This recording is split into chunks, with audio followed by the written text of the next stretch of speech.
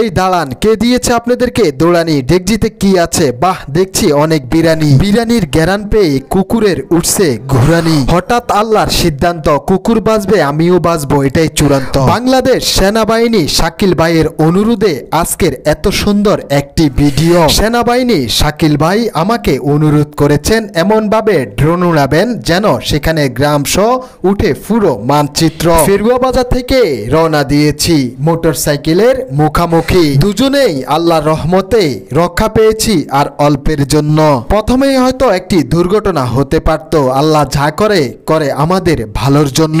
এটাই হয়েছে ফেরুয়া বাজার। দেরি করতে পারবো না, যেতে হবে দ্রুত, যেহেতু রাস্তা অনেক দূরে। সেখানে গেলে যেতে হবে আমাদের নরিংপুরের বাজার দিয়ে। এটাই সেই চাঁদপুরের শাহরাস্তি সূচিপাড়া দক্ষিণ ৮ নং ওয়ার্ড নরিংপুর বাজার। বর্তমান পরিচিতি দেখুন। আমি এখন নরিংপুর মধ্যবাজার চলে এসেছি। নরিংপুর সেই চৌরাস্তা দিয়ে আমার যেতে হবে পূর্ব দিকে, অর্থাৎ গ্রিন গার্ডেন পার্ক। আপনারা দেখছেন যে বর্তমান পরিস্থিতি, এটাই হয়েছে গ্রিন গার্ডেন পার্কের গেট।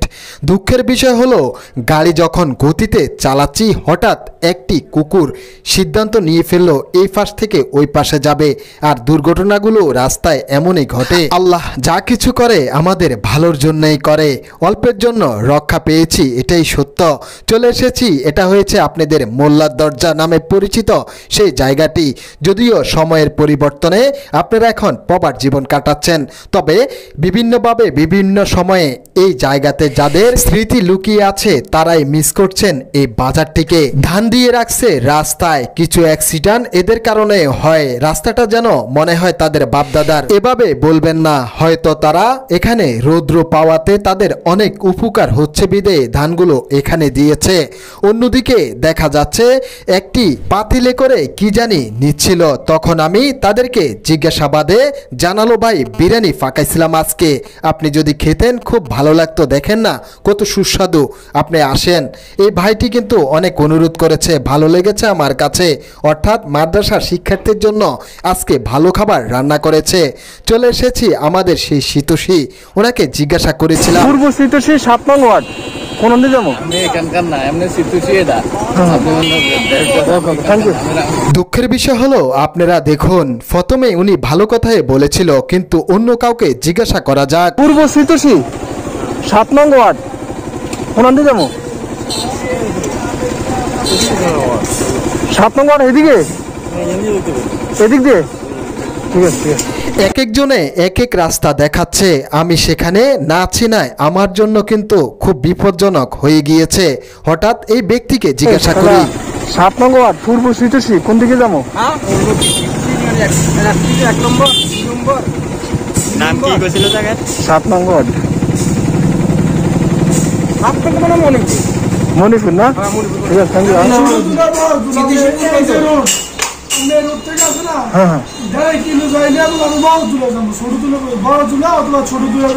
একই পাশাপাশি জ্ঞান, ছোট তুলা পাশাপাশি। আচ্ছা আচ্ছা ঠিক আছে, ওকে থ্যাংক ইউ।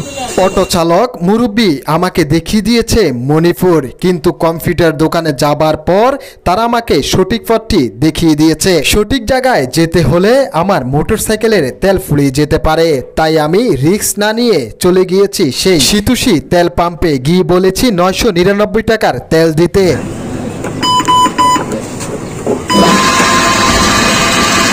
999 টাকার তেল এত সহজে পড়ে গেল, দেখেন না আর আছে কিনা আমার তেল। সে আমাকে উত্তরে জানালো, যতই টিপাটিপি করেন আর তেল বের হবে না। তখন তাকে 500 টাকা দুটি নোট দিয়ে এই বাইটির সাথে মোলাকাত করে এখান থেকে বিদায় নিচ্ছি। মোটরসাইকেলের চিন্তা গেল, এখন চিন্তা আমার, কারণ আমিও তো খেতে হবে।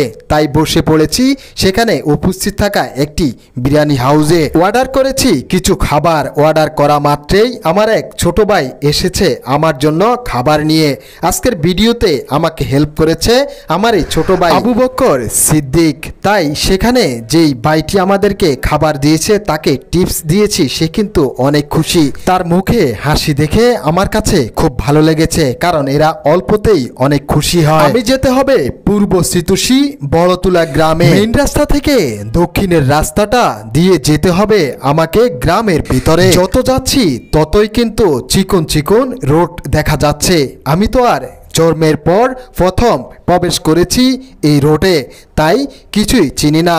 হঠাৎ এদেরকে জিজ্ঞাসা করলাম, বড়তুলা কিভাবে যাবো? বেশি দূর নেই এখান থেকে।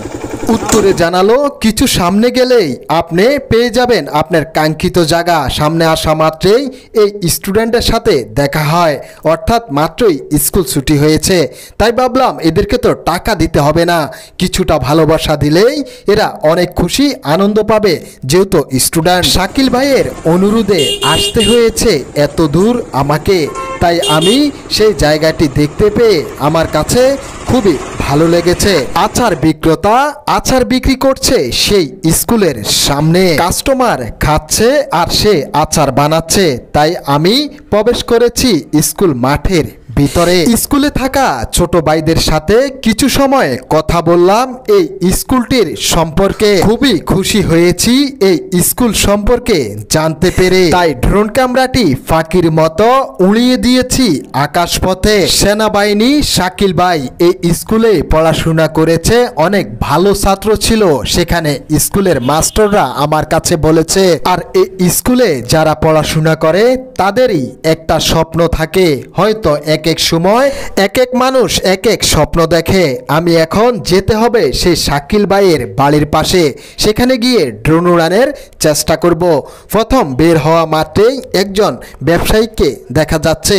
এই ব্যবসায়ীকে ছোট নজরে দেখার সুযোগ নেই, যেহেতু সে ব্যবসায়ী। আমি এখন সেই স্কুল মাঠ থেকে আমি রওনা হয়েছি। আমার উদ্দেশ্য সেই শাকিল ভাইয়ের বাড়ির পাশে গিয়ে ড্রোন ক্যামেরাটি উড়িয়ে সেই বাড়ির দৃশ্য রেকর্ড করা। হঠাৎ এই ছোট ভাইয়েরা কিন্তু আমাকে হেল্প করেছে আজকের ভিডিওতে। আমি তো কিছুই চিনি না বিদায় এদেরকে আমি জিজ্ঞাসা করেছি সেই শাকিল ভাইয়ের বাড়ি কোনটা। কার বাড়ি? শাকিল ভাইয়ের বাড়ি। উনি কি করে?